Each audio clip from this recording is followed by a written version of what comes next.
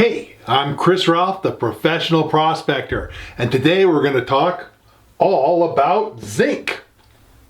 Now, I'm going to talk about where to get zinc and what's good about zinc, and you might be saying to yourself, hey Chris, that sounds like you're doing something you might see on a scrapper channel.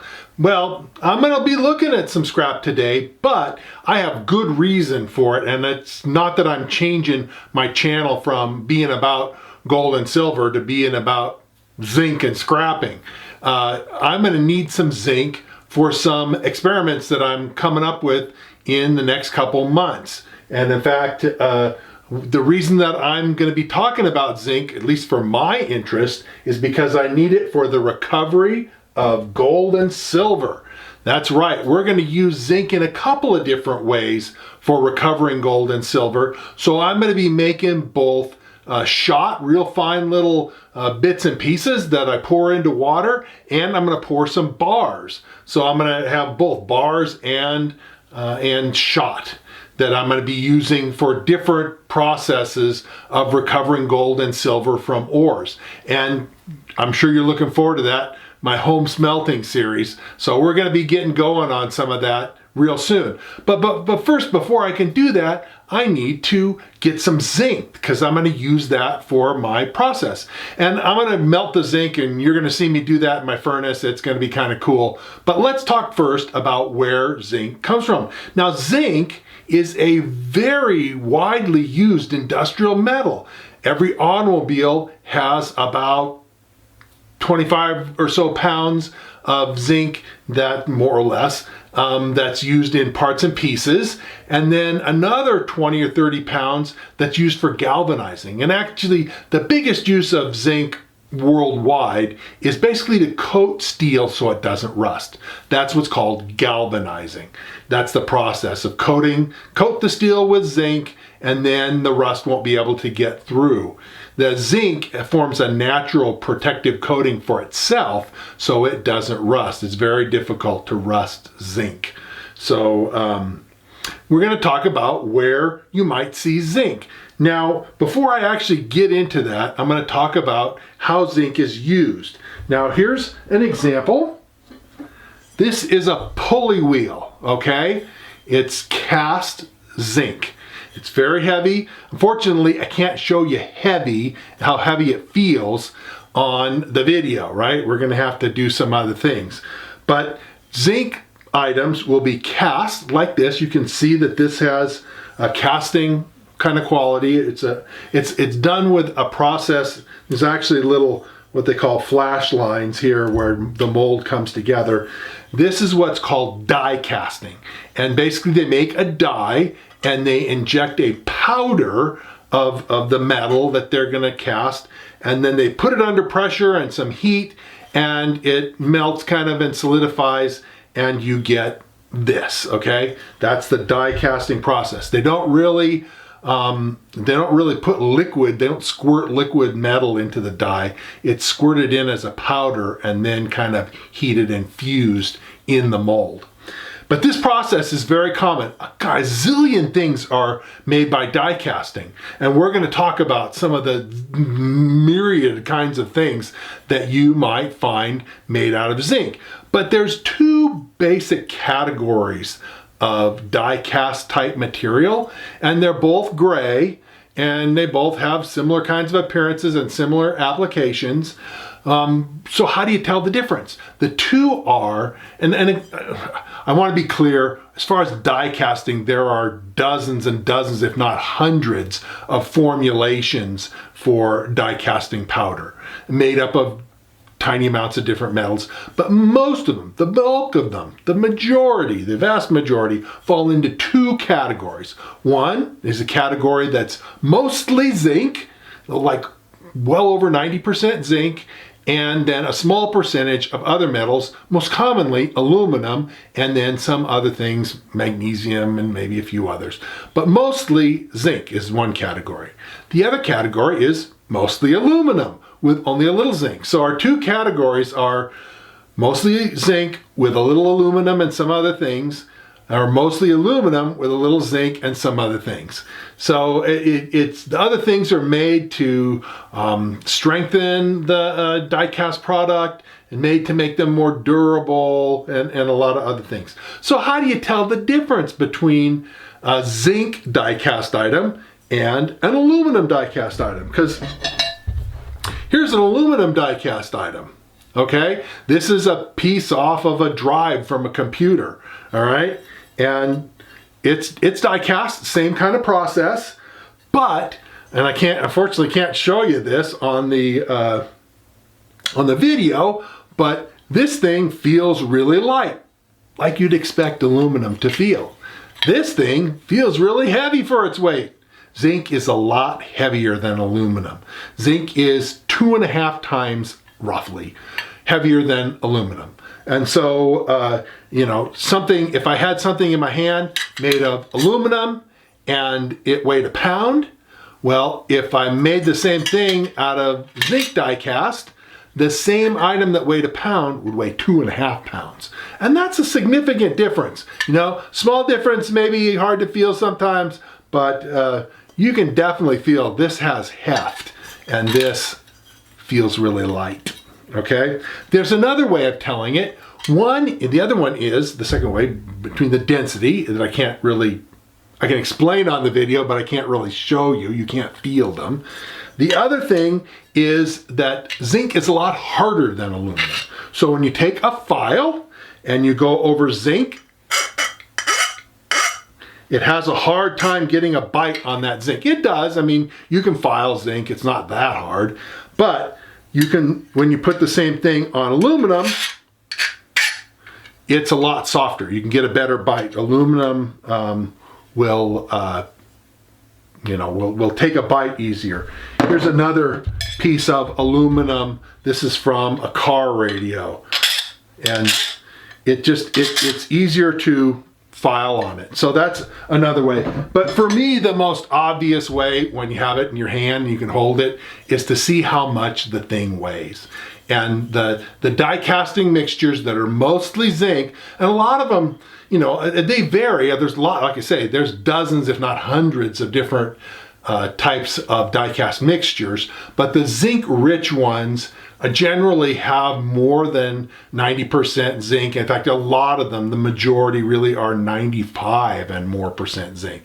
And then the last 5-6%, you know, 4-5-6% are the other stuff that goes into it. So we're going to be taking items of die cast zinc and melting them down, and then that'll give me an alloy that's mostly zinc. And we're gonna take that and we're gonna pour bars and we're gonna pour into water and make shot.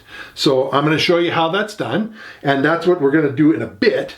But first, let's take a look at some different kinds of items that are made of zinc. Now, I mentioned that I need it for the recovery of gold and silver, but actually zinc, if you're into metal casting or anything like that, it's a great alternative. A lot of people cast stuff out of aluminum because, remember I mentioned die cast, aluminum rich, zinc rich.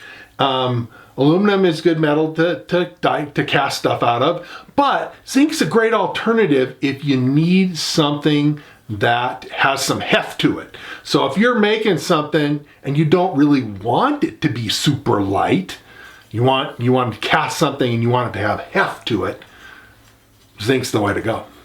So let's look at where we would get our zinc. You know, common sources, die cast things that you might come into contact with and pick up. I got a lot of stuff that I picked up over the years, and so I'm going to show you some of these here in just a second.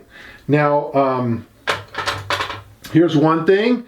This is a regulator. This came off of actually a trailer that was wrecked and partly burned and stuff.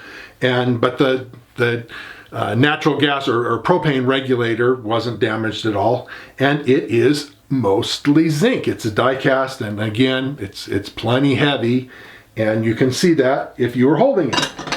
Another thing here that's die cast that I have is this is an old fuel pump out of an old automobile, and this is die cast zinc.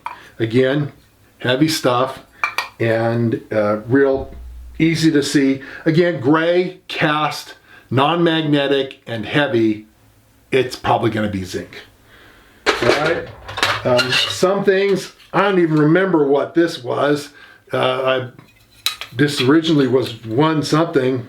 I don't know what it was, but it's used in a lot of handles for water faucets and that sort of thing. These are little water shutoff valve handles, and they're die cast. You can feel they feel kind of heavy for their minimal size, and you know they're made out of zinc. This is a pen holder. It was at one time when it was new, it was fancy schmancy. There was a little holder thing in here and your pen went in, and it was a pen that had a feather. It was very fancy. But so little decorative things like this, a pen holder. You can feel it's cast and it's heavy and it's non-magnetic. See, this is plated or coated so that it looks golden colored, but it's not brass. This is zinc. A lot of conduit type of stuff, electrical conduit type of things that are cast. They're made of zinc. You can see that. Those are pretty common. Another thing that's really common is automobile use. Remember I told you that a typical auto has 20, 25, 30 pounds of die-cast zinc in it. Well, it's used for handles in automobiles. It's used for little old chrome decorative things. You know, this says custom cab, and you know, this is made out of die-cast zinc. Another name for the die-cast zinc, for an older name, is pot metal. Basically what they would do to make these things is they would mix up everything in a big pot, and a lot of times they'd throw various things in there, and you know, they weren't real careful about the actual mixture percentage of what's in there, and that was used for making things like this.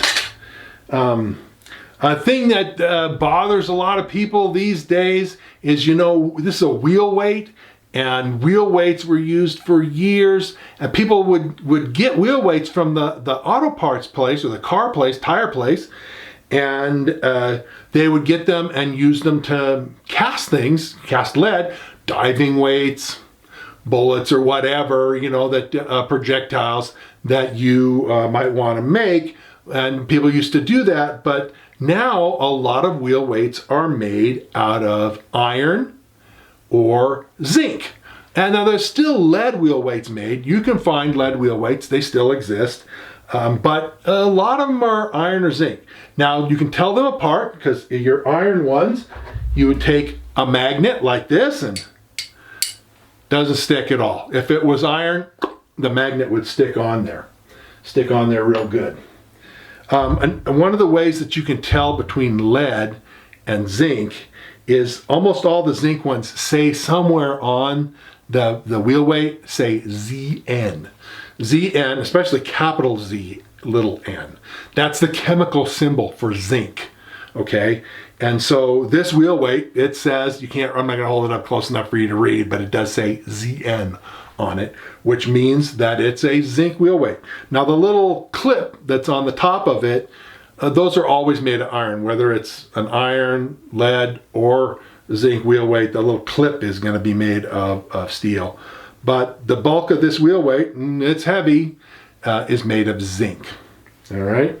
Another thing that's pretty common is fence parts, you know, caps and other things that are made to go with fences are sometimes made of cast zinc, okay? And so that, I did mention pulleys and that sort of thing are cast with zinc. Another common thing is doorknob systems.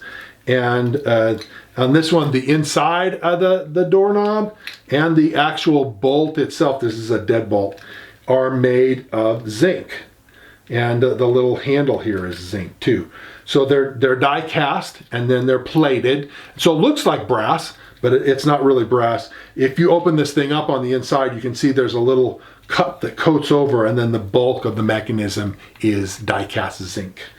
So here's some pieces that were from like your basic IKEA type of furniture. Yeah, some little pieces in furniture are made of zinc. So I hope that gives you an idea. Oh, here's like a decorative cap. This is, I think, a knob from some sort of dresser. Okay, the little knob on the dresser. You can feel it's heavy. This again has been plated to look like brass, but it's on the inside, it's zinc. And if you ever have any doubts about things that are plated, take your file and file enough. Because like I say, even though zinc is hard, you can still file it off with a little effort. And when you file it off and get below the plating level, you'll see that it's not yellow like brass. Brass would be nice and yellow on the inside, but instead it's gray or silvery colored. This will be zinc. So with the zinc, it's actually, you'll see when we pour it, that the freshly poured zinc is nice and silvery colored. It's pretty silver. Fresh zinc though, if you leave it out in the air, it will get a little bit of a coating, enough to color it so that it turns gray after it's been out a while. You'll see this is, kind of gray, silver. This hasn't really been out in the weather, but it's grayed up a little bit. But if this were brand new, it would be bright silvery white. So it does color up after a while. Like I say, they'll just from the air and the moisture in the air get that gray color. So I said that we'll go out and do some smelting and pouring. So let's take some of this junk scrap zinc that I have. Oh, one more thing that I want to mention, sources of zinc, is anodes. Anodes in the ground, sacrificial anodes, are used both for like gasoline tanks that are in the ground so that the steel doesn't rust. They basically attach basically an anode of zinc, and then what would rust on the tank ends up corroding the zinc. And so the zinc is sacrificed to save the metal of the tank. Same thing happens with ships, with boats. They will have these sacrificial anodes on them made out of zinc to make sure that the hull of the boat doesn't rust, but instead you lose this zinc anode. I actually have a giant, like about a 20 pound or 25 pound ship anode that says on it, "Do not paint." And the reason don't paint is because you don't want to protect it from the salt water. You want it to corrode instead of the steel hull. So anyway, we're going to go now and melt this zinc. We're going to scrap off or take off the dross, clean it up, and we're going to pour it. And we're going to make both, like I say, bars. Okay, well today we're going to make some zinc. And I've got a lot of scrap zinc here that I just told you about. And we're going to put it in the furnace and melt it down. Take out any trash that's in there, any junk. Some of this stuff is painted. We'll burn off the paint. And we'll melt this down and pour it into various molds that I have. I have some graphite molds here that I bought, and then I have a couple of steel molds made out of channel iron and just bar steel that I welded up. And we got a lot of zinc. So let's get started with this. And also, once I make the bars, then of course I'm going to go ahead and do some shot. I'm going to pour it into water, and we'll make shot zinc, basically little round shot balls. And we'll be able to use both of those forms of zinc, both the bars and the shot, separately in different kinds of experiments that I will be doing to extract silver and gold from hard rock ores. So let's get started with the melting. Okay, I've loaded some zinc into the crucible. Let's get her lit so we can start melting. There we go.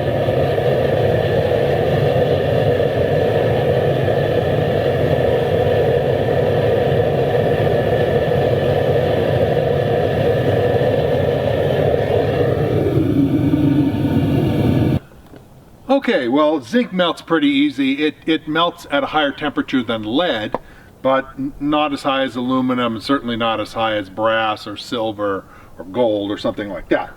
So we've got it all melted. I've scraped off the junk, and we're going to pour out some brass into our graphite molds. Okay, put the lid down, take the zinc, and we'll carefully pour us some bars.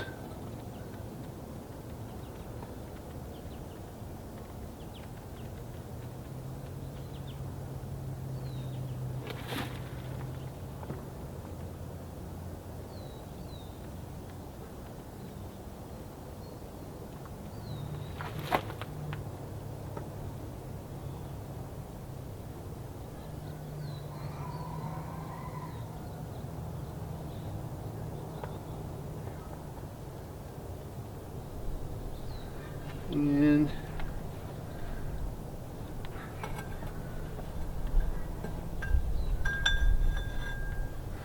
okay, now we're ready to load this up again and melt some more of the scrap brass and clean it up and get some. I think next time we'll go for some shot.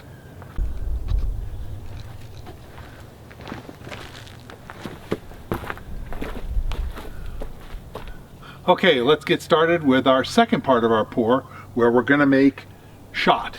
And I've got a big can full of water, and I'm going to pour it from up in the air a little bit and try and pour it as slowly as possible so we form little shot of zinc, and then it'll hit the water and solidify. Okay, let's get started on lighting the furnace.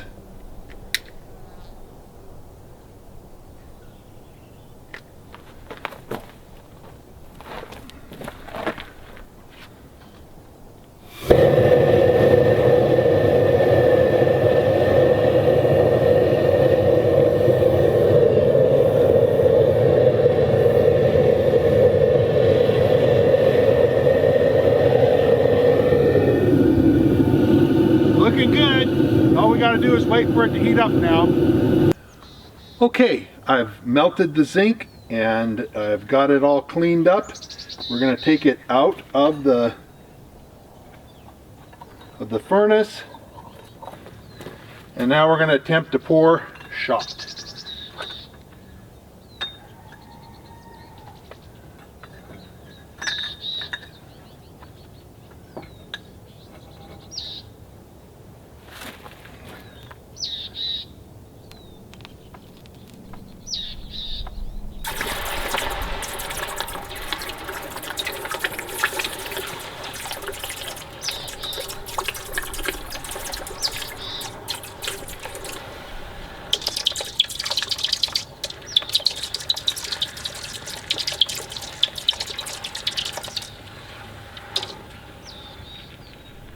Okay, that's it. That was a success. We'll have to let it cool, and but I'll take it out and I'll show you the bars we made and the zinc shot in the next scene. Okay, well, I've just finished our section about zinc. Here's a couple of nice bars of zinc that I made. I actually made quite a few of these, and then I also have, I'm gonna make some more of this. Basically what they call mossy zinc. It's little bits and pieces and wires and little shells of zinc metal, which I'm gonna use both of these. I'm gonna convert this and this by different processes, of course. We will convert those into gold and silver. So our next step, converting zinc into gold and silver. I hope you'll stick around to see those videos. They're coming up soon. Not going to be in the next day or two or anything, but in the coming weeks and maybe even as much as a month or two, you're going to see me doing videos on how to take this zinc and convert it into gold and silver. No magic, no alchemy or any crazy stuff like that. It's just regular old chemistry, standard mining industry chemistry of basically doing some chemical extraction and some home extraction by smelting. And I'm going to bring you along to show you all of that stuff and how it's done. So I hope you'll subscribe and ring the bell so that you'll know when I do those videos. I'm going to continue to make videos about producing gold and silver, both being out in the field and metal detecting or sluicing, panning, and also hard rock stuff, crushing ores and making gold out of rocks. There'll be a lot of stuff, and I'm sure you'll be interested in it. So that's why you think you should subscribe and ring the bell. Now, if you want to learn more about the skills of prospecting, about being able to go out and find your own gold, well, I've written a book about that. It's called Fistful of Gold. And I think it'll help you a lot to learn the skills of prospecting and finding your own gold. I'm going to tell you a little bit more about my book right now. So let me tell you a little bit more about my book. It's called Fistful of Gold, and I wrote it because I want you to be able to go out and find for yourself fistful of gold. And you can see that it's an encyclopedia with all kinds of information, pictures, and that sort of thing. It's not in color, but color would have cost me a lot more to have printed, and so the book would have cost a lot more. It's for sale on Amazon, and you can pick it up. I'll put a link in the description below. I also serve as the editor for a prospecting magazine. It's ICMJ's Prospecting and Mining Journal. And honestly, you should check that out. We got stories and information, legal stuff, everything you know to increase your skills as a prospector. I write articles in this every month, and a lot of other very experienced prospectors contribute to the magazine as well. So check the magazine out. Also, I have a website, and the website is at NevadaOutbackGems.com. I'll put a link for it in the description below, but there's gobs of information there that you will find useful in your prospecting efforts. Finally, I want to say that I really appreciate your comments and thoughts and even positive criticism. Don't come on there and just toss out insults, because I'll just delete your comments. But if you've got helpful things to say and questions to ask, do write and put those in the comments, because I answer my comments to people, and you'll hear from me in responding to you. So if you've enjoyed this video and you like what you see and you're interested in finding out more, well then sign up, subscribe, and hit the notification bell so they'll let you know when I post new videos. And like it and share it if again you see stuff that you really are excited about. And I'll be coming out with lots more new videos, and so we'll see you again real soon.